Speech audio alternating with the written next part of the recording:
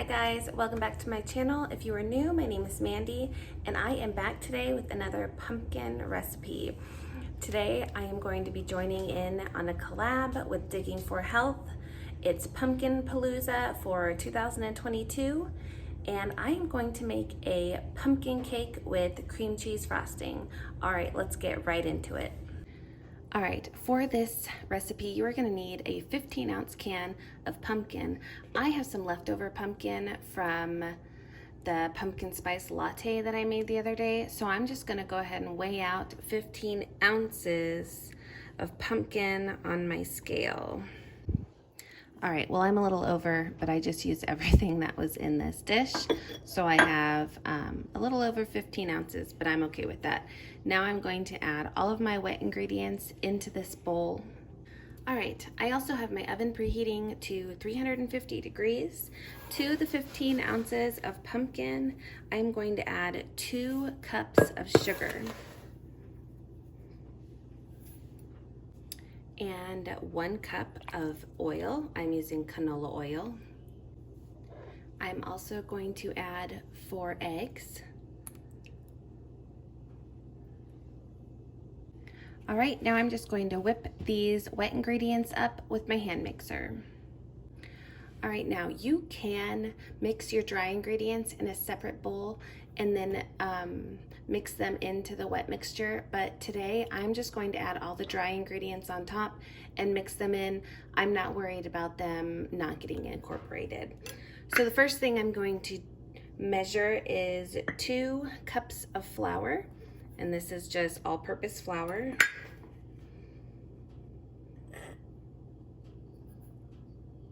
Now we need 2 teaspoons of baking soda. This is just the jar I keep my baking soda in. I like to measure my baking soda into my hand just to make sure that there are no clumps. And then I just kind of run it through my hands. That was 2 teaspoons of baking soda. I don't know if I said that. All right, we're gonna use 1 teaspoon of ground cinnamon.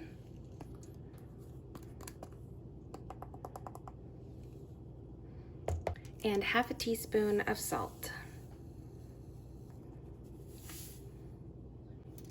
All right, that's it for the dry ingredients. Now we're just gonna mix these in.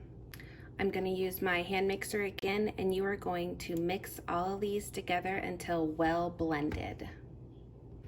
All right, I am going to scrape the sides of the bowl just to make sure there's no flour that didn't get incorporated, and then I will blend it up one more time. It actually looks really good. There's a little bit of flour, but pretty smooth. All right, one more time with the mixer. All right, here it is. I am going to pour this into a greased 13 by 9 inch baking dish. All right, I'm gonna spray my baking dish with this Pam oil spray.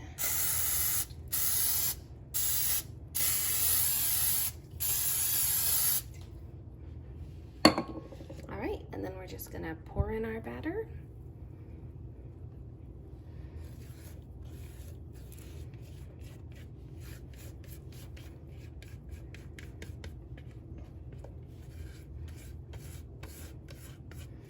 Yum, it looks so good. It's not really picking up the color very well because my kitchen's kind of dark, but it's a very nice pumpkin color. It looks quite a bit lighter than it does on camera. All right, this is gonna go in a 350 degree oven for anywhere from 25 to 30 minutes. I will let you know how long mine cooked. All right, here is the pumpkin cake, fresh out of the oven. This cooked for a very long time, like 43 minutes. I set my timer for 25 and had to keep adding time, but it's definitely, I like to give it the tap test. If it kind of, you know, pops back at you, it's probably not gooey anymore. This is a very moist cake because of the pumpkin. I did poke it with a toothpick just to make sure, but It is going to cool, and then we are going to make the cream cheese frosting.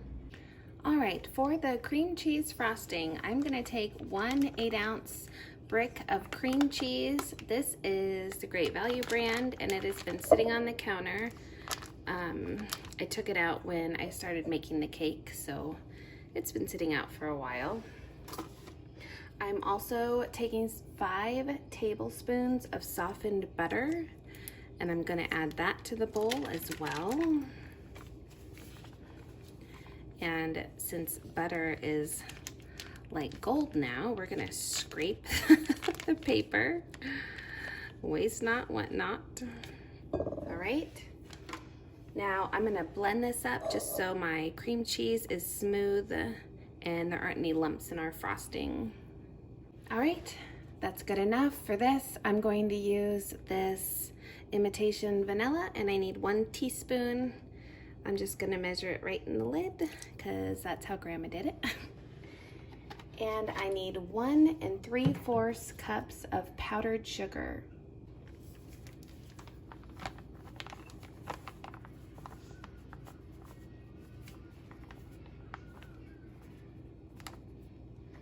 One.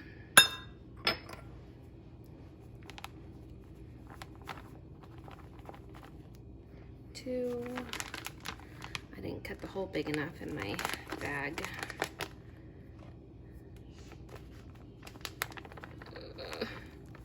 Okay, I counted that wrong, but that was 1 3/4.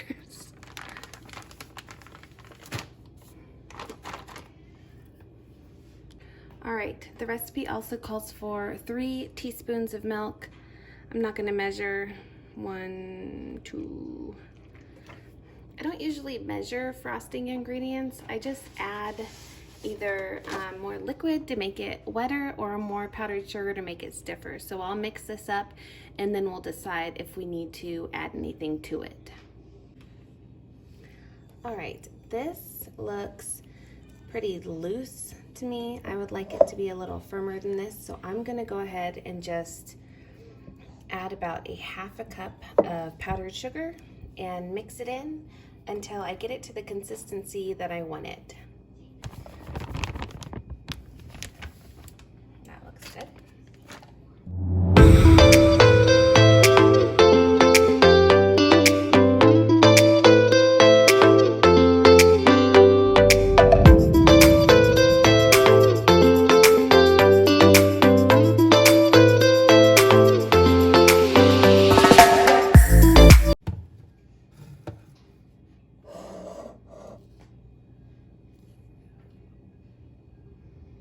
All right, that is still pretty soft, but I'm going to actually store this in the refrigerator until the cake is completely cool, and it's gonna firm up because that butter and cream cheese will get cold again, and I think it'll be good. So that is the frosting. I'll show you when the cake's cool and we're ready to frost it. And don't forget to taste it. You gotta make sure it tastes good. It tastes really good. All right, I have my cake here all cool. I actually opened the window. It started to rain and the nice cool breeze cooled off my cake. As you can see here, one of my children has had a little taste test. But I have my frosting here. It did thicken up a little bit in the fridge. I'm gonna pile it up. I'm gonna pile it up on top of my cake and then we will frost it. All right, I just dumped it all out. I think I probably have a little too much frosting, if there is any such thing, but oh, it's so smooth and creamy. Yum. If you guys are watching my channel for the first time through the Pumpkin Palooza collab, I would just like to say thank you for clicking on my video and watching today. And if you put a video out on the collabs playlist, I would love it if you would let me know in the comments, and I would love to go watch your guys' videos. I hope you are having a blessed day. I am gonna cut a little piece of this cake and show you what it looks like, but that's gonna be all for this video. I hope you guys enjoyed. Thanks for watching.